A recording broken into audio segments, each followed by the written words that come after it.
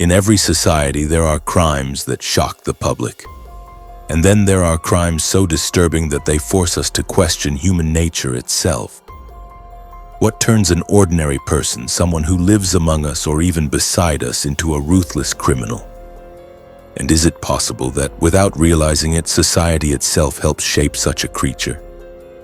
This is not the story of a monster born evil.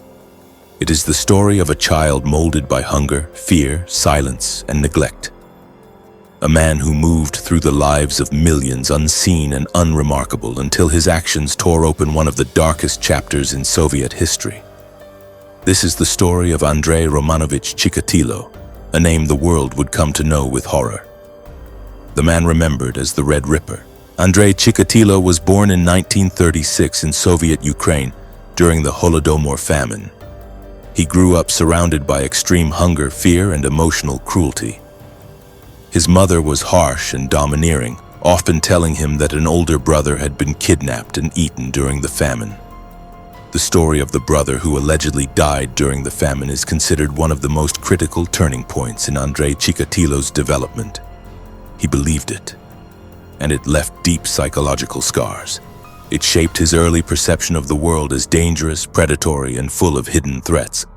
As Chikatilo grew older, school became just as hostile as life at home.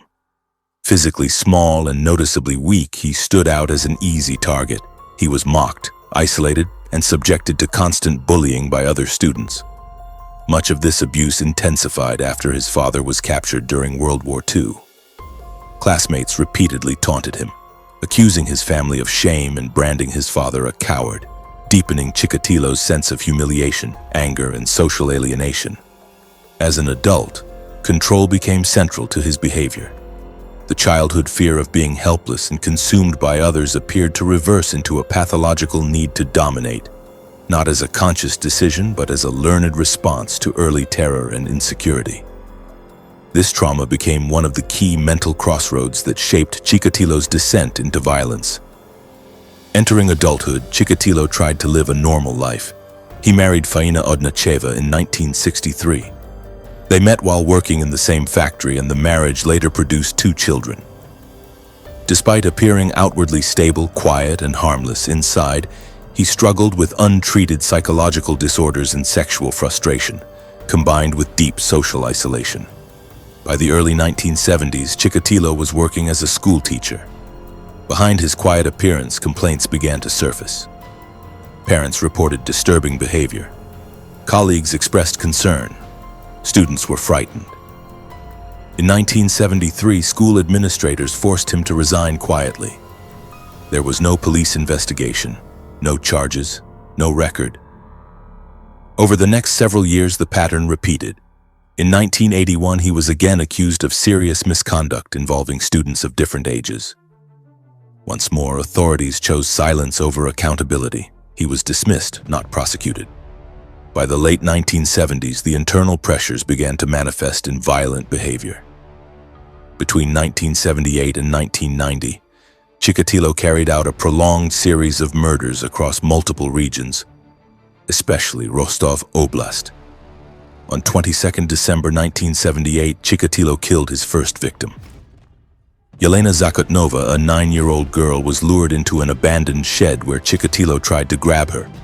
Attempting to control the struggling girl, he injured her with a knife. Chikatilo admitted that the attack triggered a disturbing psychological response, revealing a connection between violence, control, and gratification that would define his later crimes. On 3 September 1981, Larisa Tkachenko, 17, became his next victim. Strangled, stabbed, and gagged with earth and leaves to prevent her crying out. Encounters began in public places such as railway stations, bus stops, and markets. Chikatilo used simple manipulation to gain trust, guiding victims to isolated locations like forests, fields, or abandoned structures where there would be no witnesses. His methods reflected deep psychological disturbance. He sought control, release of suppressed anger, and satisfaction of compulsions, seeing his victims as objects rather than human beings. In the earliest cases, his pattern was to inflict damage to the eye area. slashing across the sockets and removing the eyeballs in many cases, an act which Chikatilo later attributed to a belief that his victims kept an imprint of his face in their eyes, even after death. Despite occasional variations in the method of killing, most of Chikatilo's victims died from multiple stab wounds and were subsequently cannibalized or otherwise mutilated. He explained this recurring method to be rooted in obtaining sexual arousal. Chikatilo later secured work as a traveling supply buyer linked to the railway system, operating out of Novocherkassk. The job allowed him to move frequently and remain largely unnoticed.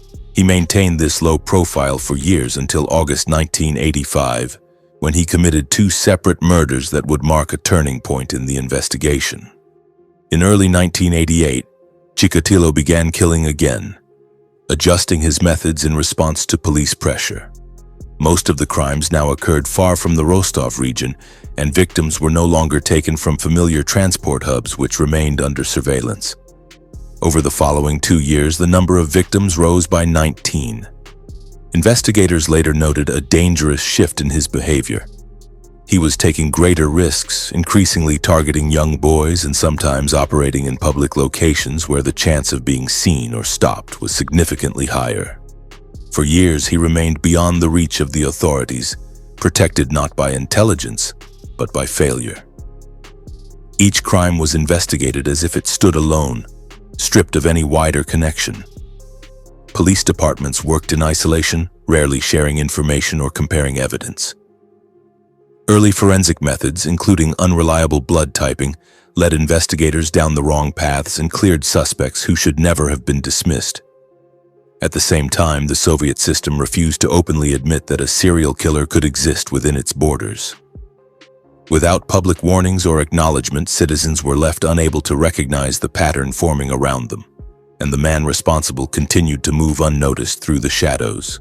Chikatilo was questioned multiple times over the years, even appearing on suspect lists, but authorities repeatedly released him due to lack of evidence and flawed assumptions. His arrest finally came in 1990 when police noticed his suspicious behavior near a railway station. He was placed under surveillance, and investigators connected him to multiple murders using geographic profiling, witness reports, and behavioral analysis. After prolonged interrogation, Chikatilo confessed in detail. He officially confessed to 53 murders, mostly women, teenagers, and children.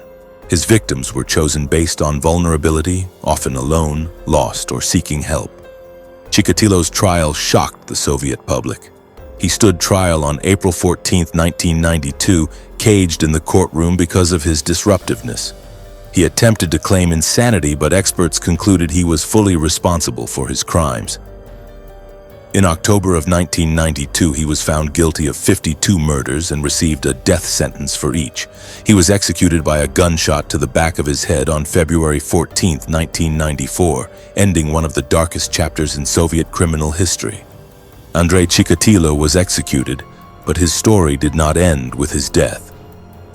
His crimes revealed more than personal evil. It is a chilling reminder of how early trauma and neglect can allow a monster to grow unnoticed. Sometimes the real horror is not how criminals act, but how long they are allowed to exist in silence.